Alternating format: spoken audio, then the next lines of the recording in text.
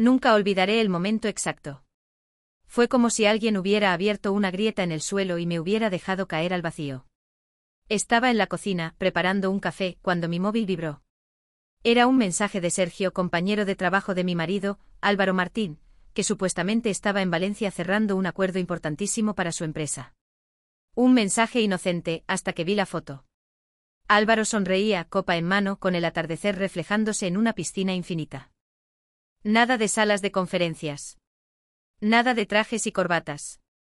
A su lado, fuera de cuadro, la curva de un brazo femenino, perfectamente recortado de la imagen, como si Sergio hubiera querido proteger algo, o a alguien. Sentí un nudo helado en el estómago, un peso de plomo cayendo sin freno. Pero no era tristeza. No eran lágrimas. Era otra cosa. Una ira fría, quirúrgica, que no grita, planea. Respiré hondo. Llevábamos 10 años de matrimonio. 10 años creyendo que conocía cada gesto, cada pausa de su voz. Él me había dicho que estaría en reuniones todo el día, que el hotel era bastante aburrido. Mentira. Esa imagen gritaba lo contrario, música de fondo, luz dorada, un cóctel con sombrilla. Y lo peor, no estaba solo. Mi primer impulso fue llamarle y destrozarle con preguntas. Pero conozco a Álvaro. Sé cómo juega. Es un experto en dar la vuelta a cualquier situación. Primero se ofende, luego me llama paranoica y al final, termino yo pidiendo perdón. No, esta vez no. Volví a mirar la foto, esta vez con atención quirúrgica. Allí estaba, un logo diminuto bordado en la toalla que colgaba detrás de él. Me acerqué la pantalla. Lo conocía. Lo busqué en internet. 3 hoteles en toda la costa levantina. El primero, centro de convenciones. El segundo, resort familiar. El tercero, el más caro, famoso por sus bungalows privados y por ser refugio de parejas que no quieren ser vistas. ¿Adivina cuál era? Me eché a reír, pero no de alegría. Una risa seca, cortante. La ironía era perfecta, yo en Madrid, ajustando el presupuesto para llegar a fin de mes, recortando caprichos, postergando mis propios proyectos, mientras él, el gran hombre de negocios, disfrutaba de una vida paralela que yo no debía descubrir. Entonces recordé la mañana en que se fue. El beso rápido, casi mecánico, como quien cierra una puerta sin mirar atrás. Las respuestas vagas sobre el vuelo, el hotel, y yo, tan ingenua, tragándome todo sin cuestionar nada. El teléfono volvió a vibrar. Otro mensaje de Sergio. Qué envidia de tarde, ¿eh? No le digas que te lo he pasado, que me mata. Ahí lo entendí todo. No era un error. No era una confusión. No era un malentendido. Era una mentira construida a conciencia, y una traición planeada con la misma calma con la que yo estaba empezando a planear mi respuesta. Me apoyé en la encimera, con el móvil en la mano. La rabia ya no me nublaba. Al contrario, me daba una claridad brutal. No iba a llorar. No iba a gritar. Y sobre todo, no iba a avisarle. Porque la venganza, cuando se cocina fría, sabe mejor. La idea prendió como una chispa y en segundos, ya era una hoguera en mi pecho. Una sensación que llevaba años apagada, el deseo de mover las piezas yo misma. Me levanté del sofá. El silencio de la casa, ese silencio que antes me parecía refugio, ahora me resultaba asfixiante. Era el eco de una vida dedicada a sostener la de otro. A callar mis dudas. A minimizar mis deseos. Fui al dormitorio y arrastré del fondo del armario mi vieja maleta, cubierta de polvo. Llevaba años sin viajar sola. Siempre todo organizado por Álvaro, siempre a su medida. Esta vez el itinerario era mío. Y el destino, sería una sorpresa. Una de esas que no se olvidan. Mientras metía ropa en la maleta, mis manos se movían con precisión quirúrgica. No había lágrimas. No había temblores. Solo determinación. Elegí un mono negro entallado, tacones altos y mi perfume caro, el que apenas usaba. No para seducir. Para marcar presencia.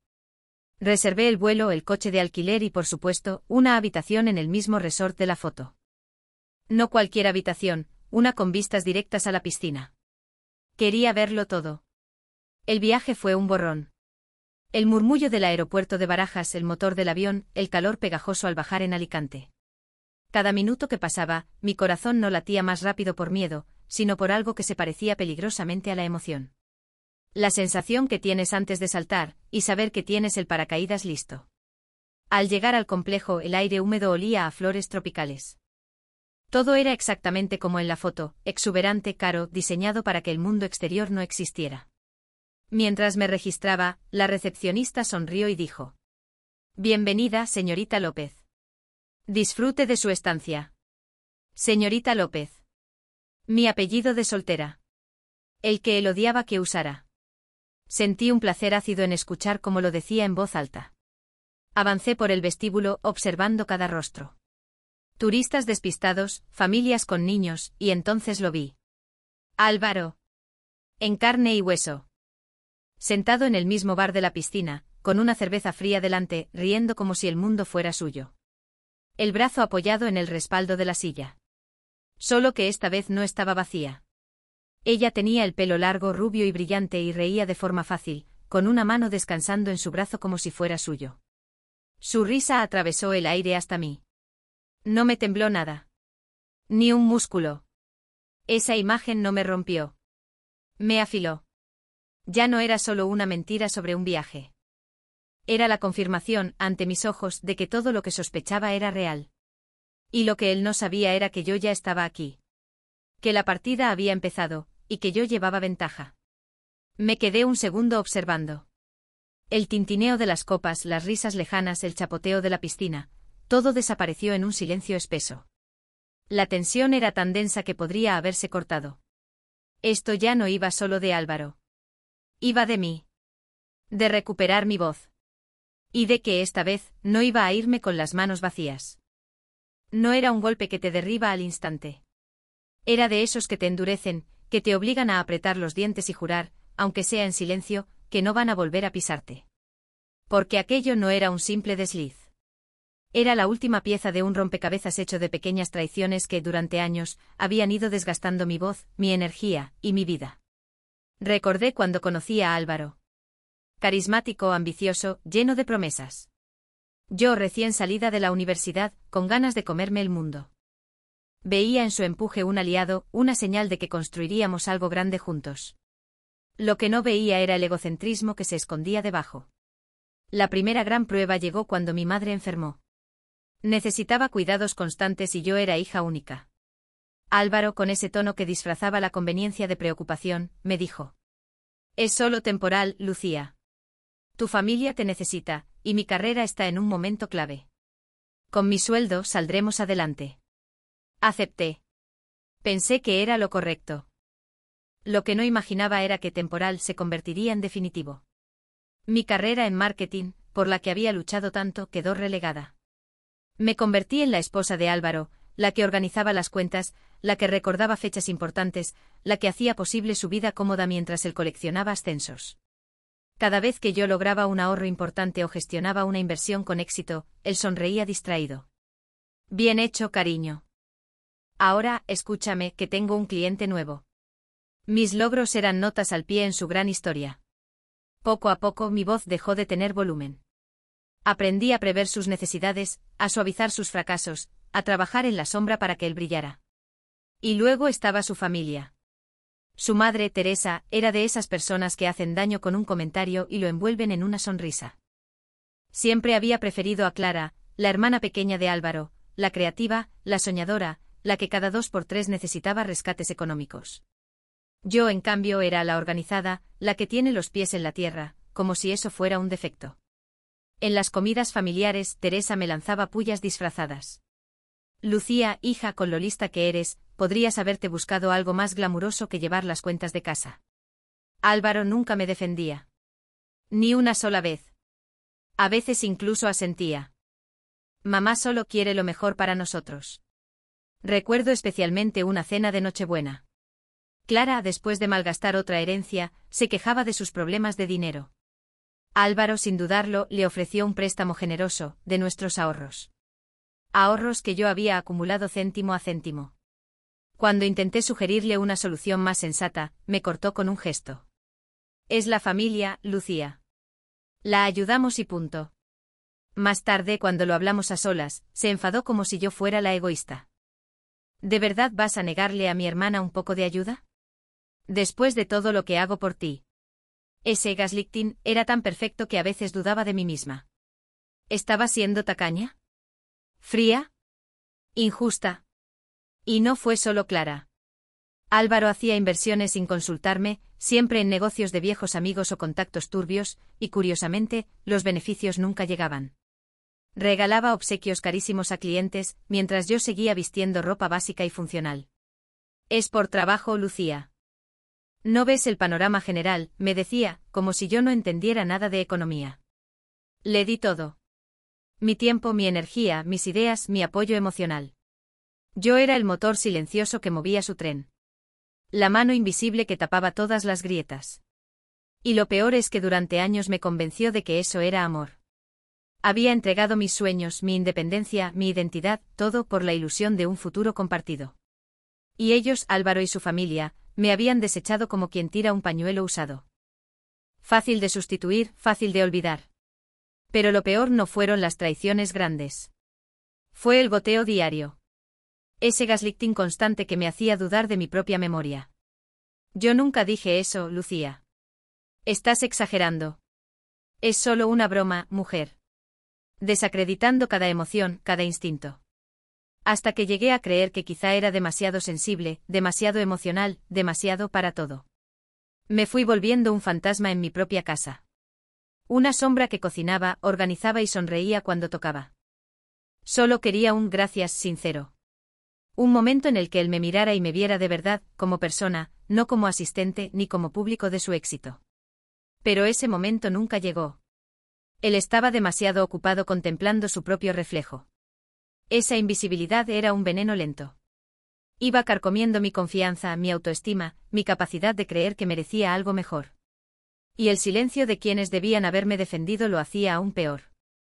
Ni Álvaro ni sus padres, ni siquiera algunos amigos que preferían creer su versión de nuestra vida. El mensaje era claro, estaba sola, y mi dolor no importaba. Pero sin que nadie lo notara, algo empezó a cambiar. El veneno dejó de matarme. Se transformó en un antídoto amargo.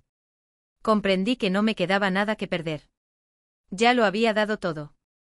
Y de esa certeza nació algo nuevo, una calma fría. El dolor dejó de paralizarme y se convirtió en combustible. Empecé a observar con otros ojos. Cada mentira improvisada. Cada mirada por encima del hombro. Cada gasto que no cuadraba. Todo lo guardaba, no en un cuaderno, sino en una memoria afilada como bisturí. La mujer del bar de la piscina no era la causa de nada. Era solo un síntoma. Una consecuencia más de algo mucho más profundo, una relación podrida hasta la raíz. Ella no me provocaba celos. Me daba perspectiva. Me obligaba a ver la verdad sin disfraces, que había sido cómplice de mi propio borrado. Pero eso terminó el segundo en que vi el brazo de Álvaro rodeando sus hombros. Ahí, en ese instante, la Lucía sumisa y silenciosa dejó de existir. En su lugar, nació otra. Una que estaba harta de ser descartada. Una que tenía un plan. Un plan calculado al milímetro. Y lo mejor de todo, uno que no dejaría inocentes heridos, pero que se aseguraría de que los culpables pagaran hasta el último céntimo de la deuda. Mientras él reía, ajeno a mi presencia, yo sentí una serenidad extraña. Esa calma que llega justo antes de empezar una partida que sabes que vas a ganar. Álvaro estaba demasiado ocupado persiguiendo su propio reflejo, demasiado atrapado en esa narrativa de éxito que él mismo había construido. Y yo, invisible. Prescindible. Esa sensación era un veneno lento. Me carcomía la autoestima, me hacía creer que merecía ese trato, que no era suficiente, que algo en mí estaba roto. El silencio de quienes debían defenderme, él, sus padres, incluso amigos que parecían preferir su versión de nuestra vida, lo hacía todo peor. El mensaje era claro, estaba sola, y mi dolor no importaba. Pero con el tiempo el veneno dejó de matarme. Mutó. Se convirtió en un antídoto amargo. En una claridad que no perdonaba. Descubrir que ya no tenía nada que perder fue liberador. El dolor dejó de ser un peso y se convirtió en combustible. A partir de ahí, empecé a mirar distinto. Cada mirada por encima del hombro, cada mentira improvisada, cada gasto extraño, lo registraba todo. No en un cuaderno, sino en mi memoria, con la precisión de quien sabe que un día lo necesitará. La mujer del bar de la piscina no era el problema. Era solo la prueba final de que todo estaba podrido. El catalizador. El empujón que me obligó a dejar de fingir que no lo sabía. La Lucía silenciosa había muerto en el momento exacto en que vi el brazo de Álvaro sobre sus hombros. En su lugar, estaba naciendo otra mujer, cansada de ser descartada y con un plan tan meticuloso que no dejaría cabos sueltos. Sentí una calma extraña. No era resignación. Era esa quietud densa que precede a una tormenta. El aire pesado. Los segundos lentos. No iba a estallar. No iba a llorar. Iba a actuar. Me retiré a mi habitación. El lujo de la suite contrastaba con la imagen que acababa de ver. No lancé nada contra la pared, no grité contra la almohada. Solo me senté en el borde de la cama, con la mente funcionando a toda velocidad, uniendo piezas que llevaba años acumulando. Esto no era una decisión improvisada nacida de la ira. Era el resultado de más de una década de observación. De datos recogidos en silencio. Porque mientras Álvaro se dedicaba a construir su imperio de mentiras y a alimentar su ego, yo no me quedaba cuidando el jardín, como él decía con desprecio. Yo escuchaba. Yo observaba. Siempre tuve un talento con los números. Un ojo que detectaba hasta el más mínimo error.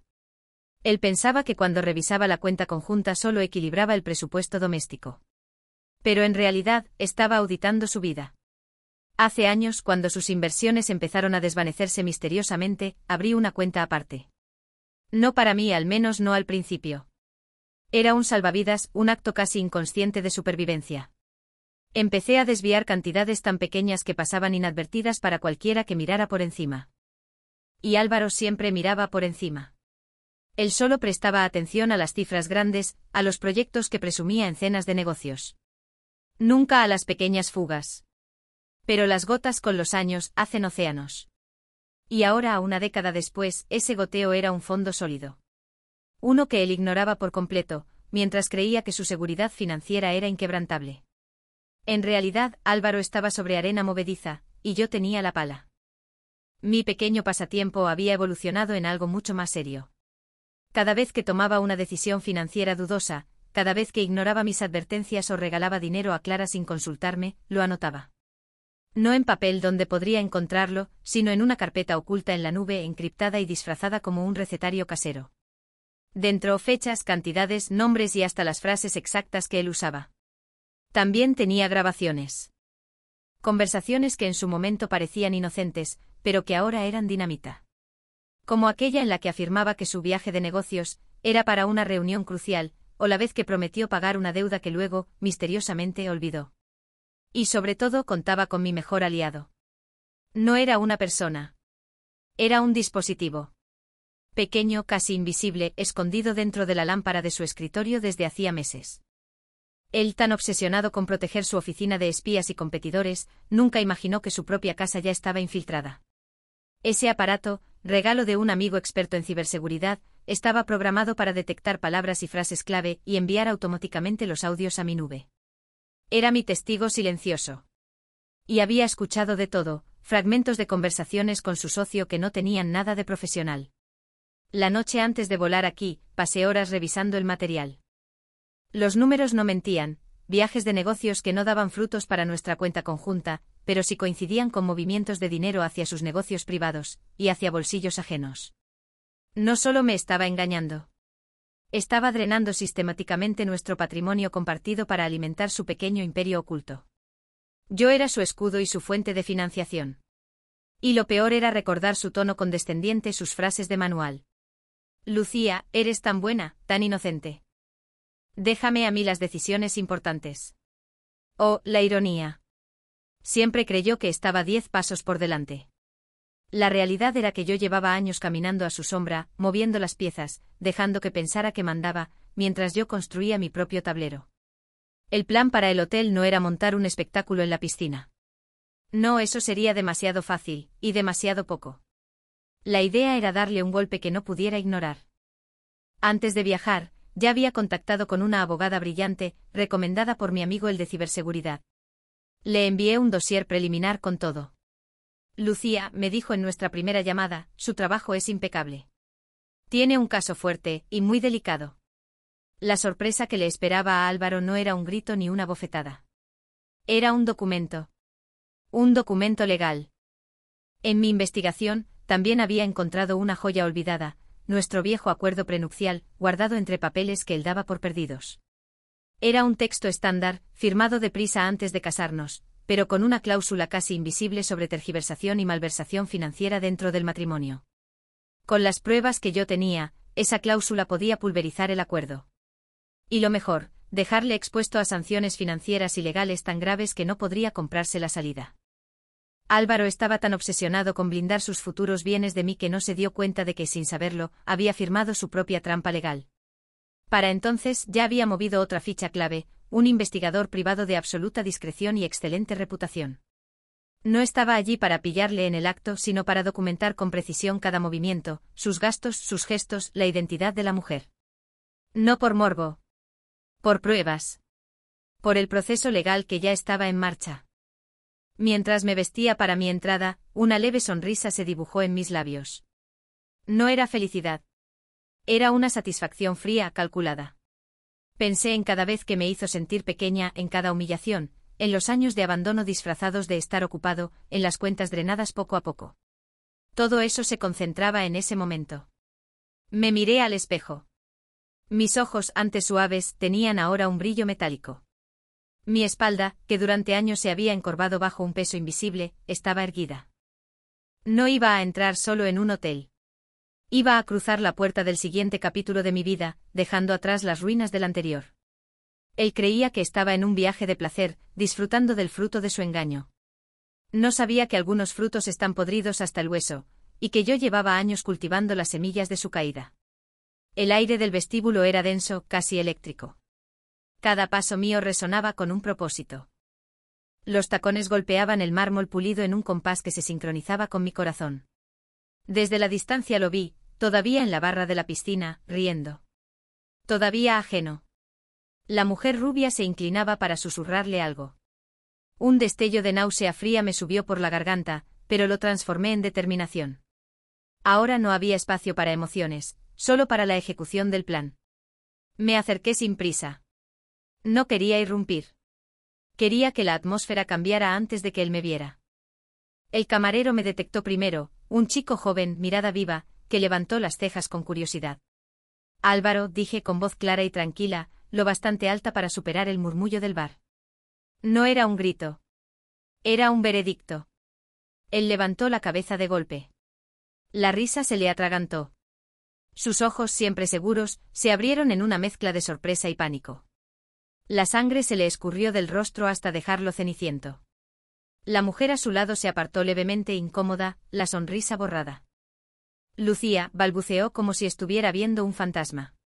Le dediqué una sonrisa educada. Sorpresa, cariño. Mis ojos fueron de ella a él con calma. No me esperabas, ¿verdad? Intentó recomponerse, buscar una de sus excusas de siempre. Lucía, ¿qué haces aquí? Creía que estabas en casa. O lo estaba, respondí, sin que la sonrisa me llegara a los ojos. Pero recibí un mensajito. Una foto preciosa, por cierto, de un compañero tuyo muy amable. Me hizo pensar que yo también necesitaba unas vacaciones. Y este lugar es mucho más entretenido que una sala de conferencias, ¿no crees? La mujer rubia se removió en el asiento con el gesto tenso. Álvaro, ¿quién es esta? Preguntó, la sospecha marcada en la voz. Él abrió la boca, pero no salió sonido. Como un ciervo cegado por los faros, atrapado. Y yo por primera vez en años sentí que el control de la escena estaba exactamente donde debía estar. Soy Lucía, dije tendiéndole la mano con calma. La esposa de Álvaro, o quizá pronto la ex. Encantada de ponerle cara, por fin, al nombre del que tanto he oído hablar. Mi tono era suave, casi amable, pero cada palabra llevaba veneno. La mujer rubia abrió los ojos como platos y retiró la mano como si yo quemara. ¿Esposa? Exclamó mirándole con una mezcla de asco y traición. Álvaro por fin encontró la voz en un graznido torpe. Lucía, esto no es lo que parece.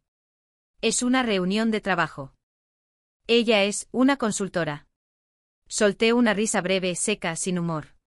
Ay, Álvaro, siempre tan creativo con tus historias. Pero ya sabes, algunas no acaban como tú esperas. Abrí mi bolso y saqué una carpeta negra. No abultaba mucho, pero su contenido pesaba como plomo. Te he traído un regalo, dije, dejándola frente a él. Considéralo mi forma de agradecerte tantos viajes de negocios y brillantes inversiones. Él miró la carpeta, luego a mí. Un destello de miedo cruzó sus ojos. Ábrela, le indiqué firme. Con manos temblorosas la abrió. No había fotos comprometidas ni cartas furiosas. Solo un documento legal, impecablemente redactado, notificación de intención de disolver el matrimonio, alegando falsedad material y malversación financiera. Adjunto un resumen detallado de todas las discrepancias que había documentado, fondos desviados, inversiones fantasma y, lo más jugoso, una copia de nuestro acuerdo prenupcial con la cláusula que podía volarle por los aires, resaltada en amarillo. A medida que leía, su cara iba perdiendo color. Respiraba entrecortado. ¿Qué es esto, Lucía? Esto es una locura. Una locura. Repetí tranquila, casi conversando. No, Álvaro. Estos son consecuencias. Mientras tú jugabas al gran empresario, yo me aseguraba de registrar cada céntimo que desaparecía y cada mentira que contabas. Y esa cláusula estándar que firmaste, resulta que no era tan estándar. La mujer rubia le arrebató la carpeta y leyó por encima de su hombro. Su cara era una máscara de shock. ¿Malversación financiera? ¿Estás casado y has estado robando? Él intentó quitársela, pero ella la sujetó con fuerza. No es robar. Son negocios. Negocios, claro, intervine con suavidad. Del tipo que mete a la gente en líos sociales, legales y financieros.